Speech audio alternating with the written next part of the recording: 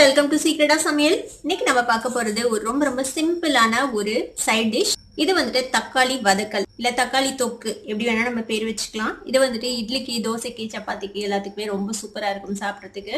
உங்ககிட்ட காய்கறி எதுவும் இல்ல டிஃபனுக்கு செய்யறதுக்கு அப்படின்னு யோசிச்சுட்டு இருந்தீங்கன்னா உங்ககிட்ட தக்காளி இருந்தா போதும். கண்டிப்பா இந்த ரெசிபி நீங்க ட்ரை பண்ணி பாருங்க.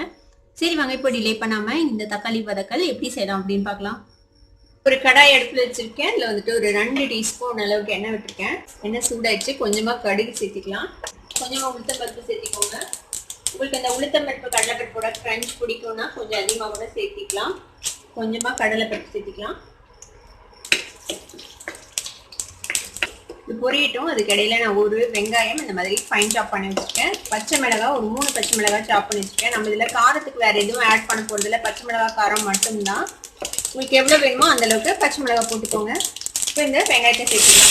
பச்சை மிளகாவும் சேர்த்திடலாம். அதோட கொஞ்சமாக கருவேப்பிலை நறுக்கி வச்சுருக்கேன், அதையும் சேர்த்துக்கலாம். வெங்காயம் கொஞ்சம் சாஃப்ட் ஆகட்டும், அது வரைக்கும் வதக்கிக்கலாம். வெங்காயம் இந்த அளவுக்கு வதங்கினா போதும். ரொம்ப நேரம் மாறணும்னா அவசியம் இல்லை. ஓரளவுக்கு வதங்கினா போதும். இப்போ பாருங்க, ஓரளவுக்கு வதங்கிச்சு. இப்போ நான் ஒரு 5 தக்காளி இந்த மாதிரி வெட்டி வச்சுருக்கேன். இப்போ இந்த தக்காளி இதில் சேர்த்துக்கலாம். இதில் ஒரு 1/4 டீஸ்பூன் மஞ்சள் பொடி சேர்த்திக்கோங்க. இதுக்கு தேவையான அளவுக்கு உப்பு சேர்த்திக்கலாம். இப்போ இதில் இந்த தக்காளி வேகத்துக்காக நம்ம தண்ணி எல்லாம் சேர்த்தக்கூடாது. இந்த தக்காளியோட தண்ணியிலேயே இது வந்துட்டு நல்லா வதங்கி வேகணும். இப்போ நம்ம என்ன செய்யலாம்னா இதை மூடி வச்சு ஒரு மீடியம் ஃப்ளேமில் இது நம்ம வந்துட்டு அப்படியே வதங்க விடலாம். வேகட்டும். இடையில நீங்கள் வந்துட்டு கிளறி விடுங்க. இது கொஞ்ச நாள் ஒரு 2 நிமிஷம் வேகட்டும். அதுக்கப்புறம் நம்ம திறந்து பார்க்கலாம் எப்படி இருக்குதுன்ட்டு. இப்போ ஒரு 2-3 நிமிஷம் ஆச்சு. நம்ம தக்காளி போட்டு வச்சு இப்போ ஓப்பன் பண்ணி பார்க்கலாம். பாருங்க, தக்காளி நல்லா தண்ணி விட்டுருக்கு. இந்த தண்ணியிலேயே இந்த தக்காளி வந்துட்டு நல்லா வதங்கி வேகணும். இதை வந்துட்டு இந்த மாதிரி கரண்டி வச்சு இந்த மாதிரி நசுக்கி விட்டுருங்க. அப்பப்போ இது லைட்டாக இந்த மாதிரி மேட்ச் பண்ணிவிட்டு இப்போ திருப்பியும் நம்ம மூடி வச்சிடலாம். இன்னும் நல்லா வதங்கிட்டோம். இதை வேகட்டும் அந்த தண்ணியிலேயே. இப்போ இன்னும் ஒரு 5 நிமிஷம் ஆச்சு. நம்ம தக்காளி போட்டு வச்சு இப்போ பார்க்கலாம். பாருங்க, இப்போ தக்காளி ஓரளவுக்கு நல்லாவே மேட்ச் ஆயிடுச்சு. இப்போ நம்ம ஃப்ளேம் கொஞ்சம் அதிகம் பண்ணி வச்சு இப்போ மூடி வைக்க வேணாம் இனிமே. இப்போ இது இப்படியே வந்துட்டு லைட்டாக அந்த மாதிரி கரண்டியில் மேட்ச் பண்ணி விட்டு இப்படியே வதக்கிக்கலாம். கொஞ்சம் சுண்டணும். இந்த தண்ணியெல்லாம் கொஞ்சம் சுண்டி வதங்கணும். அது வரைக்கும் நம்ம இதை வதக்கிக்கலாம். இன்னும் 2-3 நிமிஷம் நான் வந்துட்டு வதக்கிப்பேன். இங்கே பாருங்க, தக்காளி நல்லா வெந்துடுச்சு. இப்போது நீங்கள் வந்துட்டு இந்த கன்சிஸ்டன்சி உங்களுக்கு எப்படி பிரியுமோ அந்த மாதிரி வச்சுக்கலாம்.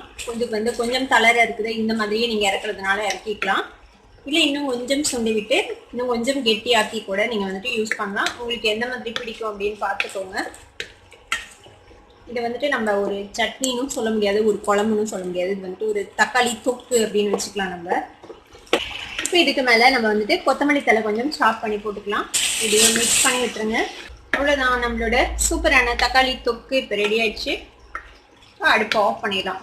நம்மளோட சிம்பிளான தக்காளி தொக்கு இப்போ ரெடி ஆயிடுச்சு. இந்த தக்காளி தொக்கை வந்துட்டு நீங்கள் சப்பாத்திக்கு, இட்லிக்கு, தோசைக்கு எல்லாத்துக்குமே வச்சு சாப்பிடலாம். உங்ககிட்ட காய்கறி எதுவும் இல்லை அப்படின்னா கவலைப்பட தேவையில்லை. ஒரு 4 தக்காளி இருந்தால் போதும். நம்ம இந்த சூப்பரான தக்காளி வதக்கல் செஞ்சு நம்ம சாப்பிட்றலாம். சீக்கிரமாகவும் ரெடி ஆகிடும், டேஸ்டியாகவும் இருக்கும்.